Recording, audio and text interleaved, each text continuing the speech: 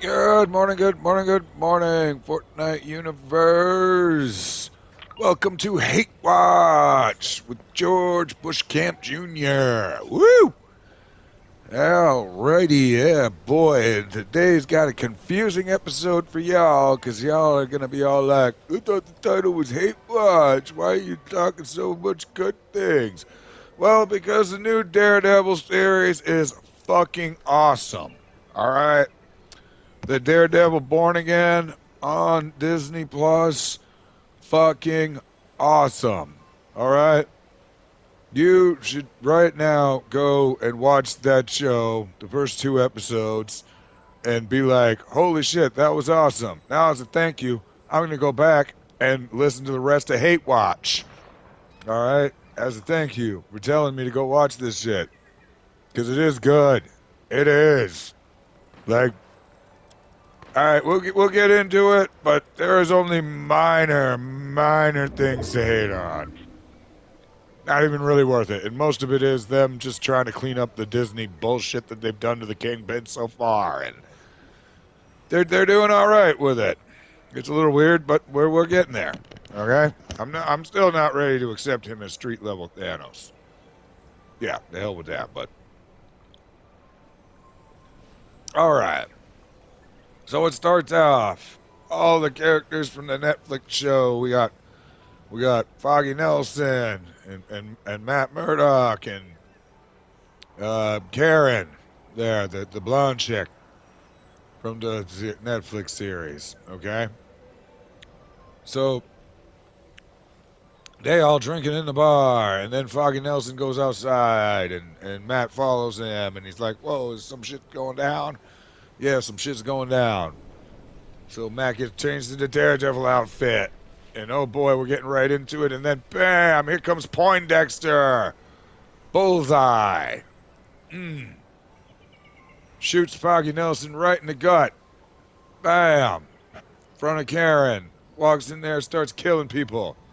Like fucking crazy. All right. It's nuts. I'm like, whoa. Holy shit. Good job, Disney. We are keeping the darkness going. By the way, Hate Watch today is smoking a Darth Vader joint. Courtesy of Crandy's. Not courtesy of, I bought it from him. But I bought this from Uncle Crandy's down in Messina, New York.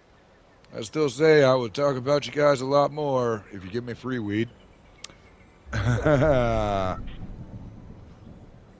there's a little taste of what you could have. Now, anyways,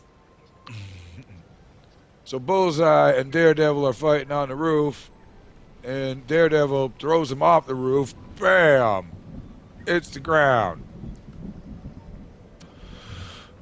That's when Daredevil realizes Foggy's dead, and he's all sad.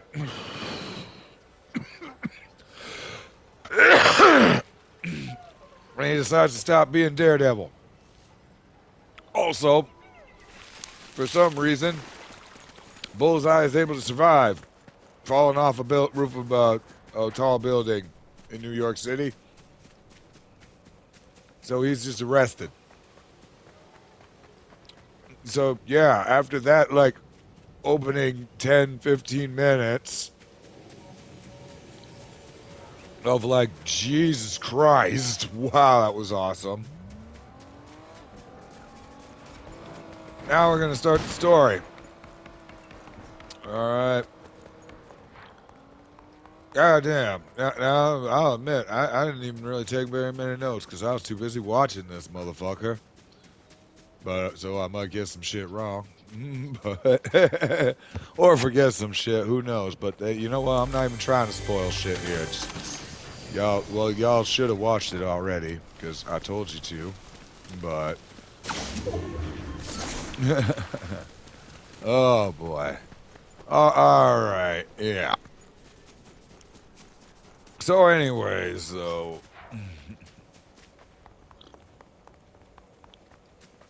we get the Kingpin coming back, and we find Vanessa is over there running this crime families, but she don't seem to. I don't know. We haven't been really told what the hell's going on, but they're married, but they're separated, and she's been running the crime families apparently while he was off doing the stuff with Maya and Hawkeye Girl. Ugh. But basically, Kingpin is running for mayor, which I'll admit, all right, that was the first part that made me go like, oh no, oh no, oh no, like. But so far, like, they haven't overdone it with Trump bullshit. In fact, for reasons we'll get into in a bit, they actually kind of are wisely going away from Trump with him. I like that. Good. I'm sick of that. Fucking, not everything needs to be a goddamn Trump metaphor. Anyways, okay, so Wilson Fisk is running for mayor, though. All right, and they kind of point out like, oh, he's super divisive, but half the city really, really loves him, and the other half hates him. Half the cops love him, and half the cops hate him, and like, all right, well, great, and he ekes out a victory in the election. Okay. There's also a whole bunch of stuff about Matt meeting up with the other woman, but I didn't really pay attention to that. I was more interested in Kingpin and his thing. Okay. Anyways. So I'm pretty sure by the end of the first episode, Kingpin is elected mayor. All right. And we've set the foundation up. Matt's, he's no longer Daredevil. And Kingpin's mayor. Vanessa's running Kingpin's crime family.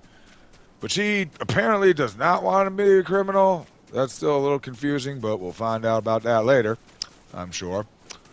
All right. And, all right, so we're going into episode 2. Like that. All right. Well, no, wait. First, I forget if it was episode 1. Yeah, it was episode 1. All right, it ends with the scene that we see in the trailer. Matt Murdock confronts motherfucker. Why is everybody on attack always has a golden or purple gun? Jesus Christ. All right, so that's when we get the scene that we saw in the trailer. All right, it was awesome, where he's all like, why'd you stop being a vigilante? The line was crossed. Wasn't really a whole lot in this that we didn't see in the trailer, so that's probably why I almost forgot to mention it there. But basically, they just threaten each other like, Daredevil's like, if you go back to villainy, I'll be there to stop you. And, well, Fisk, he's going after the vigilantes. So, he's like, yeah, well, if you go back to being a vigilante, I'm bring down the law on your bitch ass.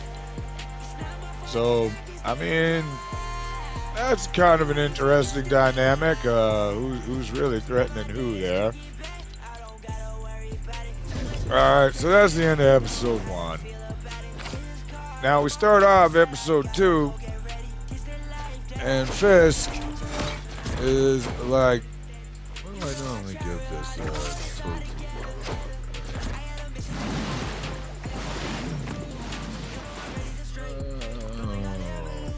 Alright, Fisk is giving his speech, like his, this is what's gonna happen speech,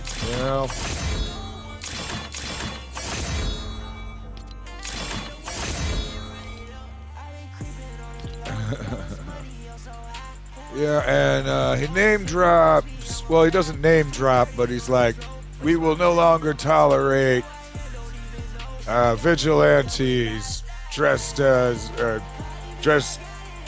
The hell did he say? He says like, vigilantes with a skull for their shirt, dressed as a spider or devil horns.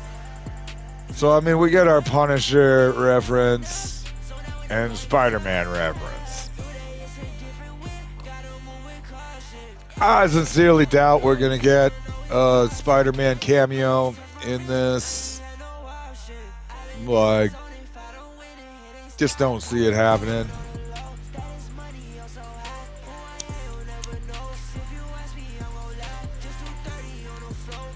Maybe though. It would be super badass if we did. I will be like, you know what, this game or this show is goddamn awesome. If Tom Holland, you know what, they don't even have to get Tom Holland to show up on there. Just like put somebody in the Spider-Man outfit and have Tom Holland do the voice. You know, they could do that. Maybe. All right, but anyways. So, the episode is this guy's getting arrested for beating up some cops. And Matt Murdock is like, hey, I know he's innocent because I can, like, tell when people are lying or not. So he was really self-defense. Okay? But a little ways into the episode, oops, sorry. Turns out he's not just some guy. He's White Tiger. Yes. I don't know about this because number one, interesting. Maybe this is because I'm old, like I imagine most of my audience is. But like, I only knew of White Tiger as the black woman on Spider-Man, Ultimate Spider-Man. So, I don't know, did they gender swap White Tiger for that? Or did this gender swap White Tiger to a man? I don't remember if he was black or white, to be honest with you. I don't usually pay attention to that shit, but, you know. Like, he's definitely a man. And I was like, wait, the man is White Tiger? I thought White Tiger was a chick. Yeah, anyway, so that's going to complicate things for his legal case. Now, all right, so to go back to the cringe thing, the very, very few cringe things in this. During during this conversation with Matt and with his wife Vanessa,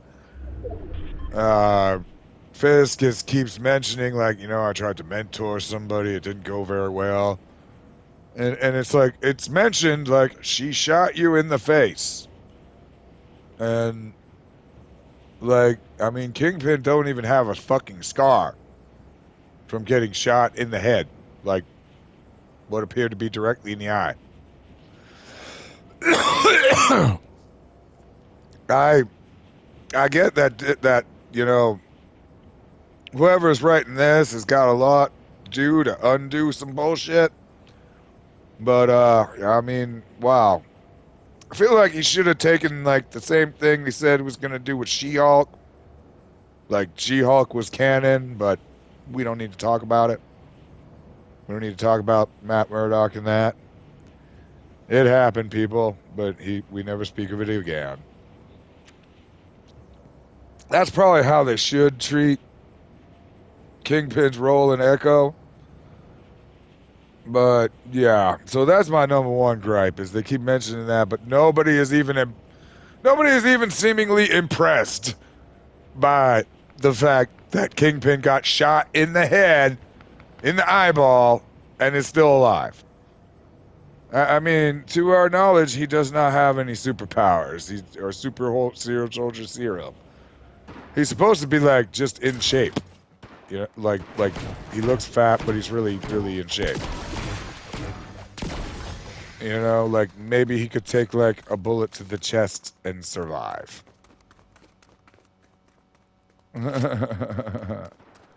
All right. So anyways, though, to keep on going on, keep on keeping on. Anyways.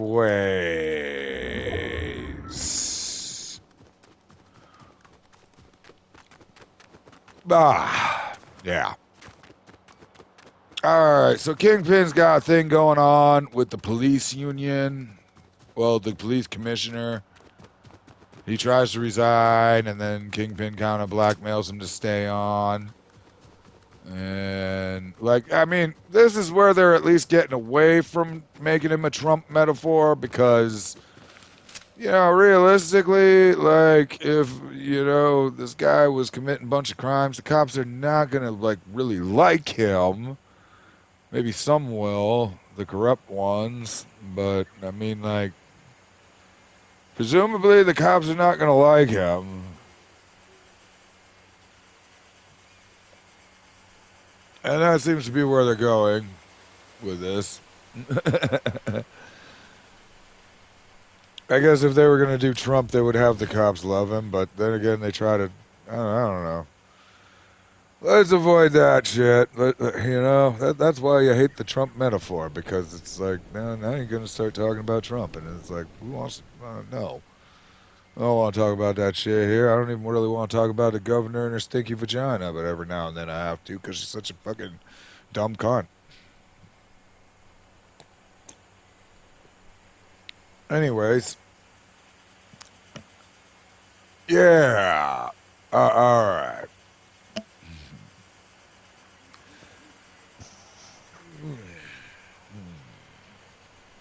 Anyway, so that's where the Matt Murdock story leaves off, and then Kingpin leaves off, and this is the second kind of cringy part. Well, no, wait. Let's go one other thing first.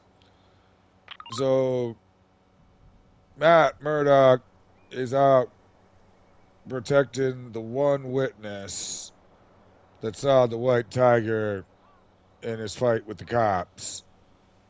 And there's cops on the way to kill them.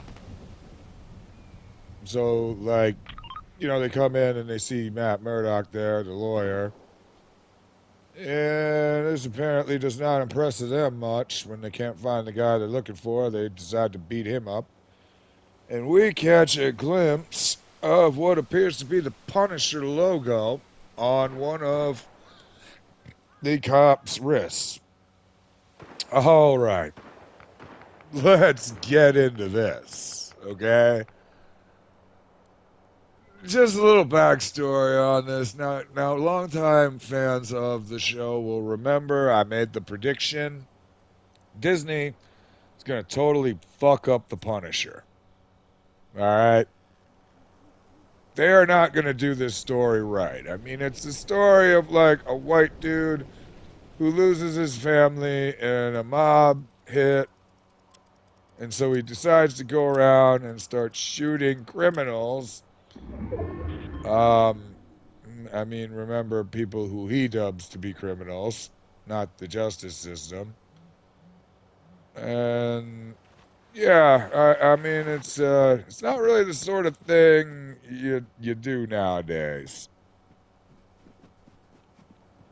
It was great in the 70s when we wanted something that easily translates into a movie and toys and video games. Honestly, I'm kind of surprised there aren't more Punisher video games. Anyways, so basically, I get a feeling like there's going to be in the future of the show a big section of the police that totally agrees with the Punisher, and they're out there just killing people whom they deem criminals without the justice system. And this is going to, of course, flush out the Punisher, Frank Castle, whom is going to fight these cops that idolize him and make it very clear that he does not condone dirty cops. Oh, it's going to get really, really political. Look, one of my favorite internet comments that I see frequently is like, don't these cops know that the Punisher hates them too?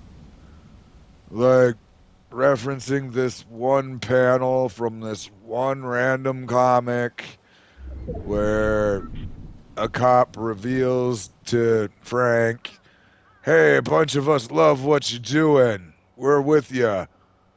And the Punisher is like, tells him, like, bitch, don't idolize me. You should be idolizing Captain America. All right? Like, and if you be doing the shit that I do, I'm going to come after you too. It's honestly, it's stupid and hypocritical. It really is. Like, it really doesn't make any sense. Like, so I hate you because you do exactly what I do, but I have an excuse to do it because my family was killed by criminals. And yours wasn't. Yeah, I mean it really falls apart at that point. My understanding in the comics, the Punisher was killed off recently in like super gruesome fashion. Like they had him in his prison cell, and one by one, the Avengers and all the heroes try to convince him, like, dude, you're pretty terrible. All right, you deal out the death penalty without trial or due process or anything, and like, yeah, we're gonna put you to death. There's no saving this. And I think he ends up like, I don't know, somehow gets a hallucination and gets like visited by the ghost of his dead wife, and even she's like, dude, you suck. Stop, and then he kills himself. It's like, which, you know what? That's certainly what Disney wants. Marvel probably doesn't really like the character anyways either, because yeah, he probably has inspired some pretty horrible fucking people.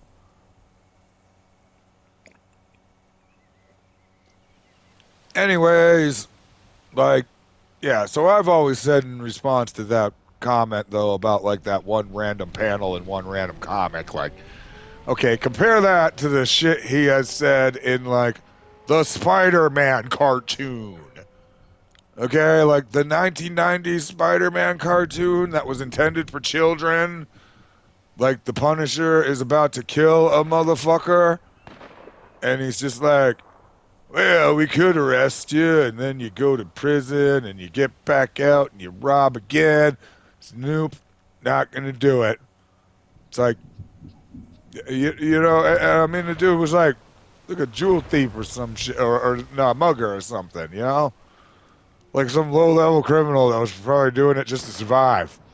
So, I mean, yeah, that's probably where the cops learned about the Punisher, or from the movies. Punisher Warzone is amazing, by the way, man. That is a brutal movie. It's worth another watch if you ain't watched that in a while.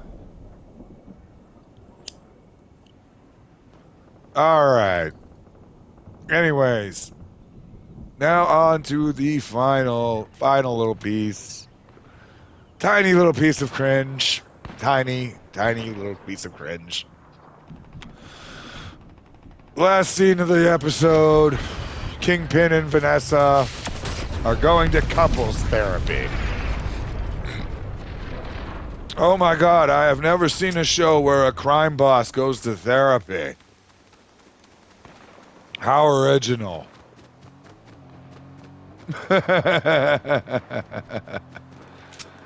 But no, like, I have so little to complain about. This shouldn't even be. This should be like a special episode called Love Watch. All right? And no, I'm not saying the MCU is back. It is not. Even if this entire series is amazing, it is not. It is not back until it gets at least 3 in a row. 3 non-shit in a row.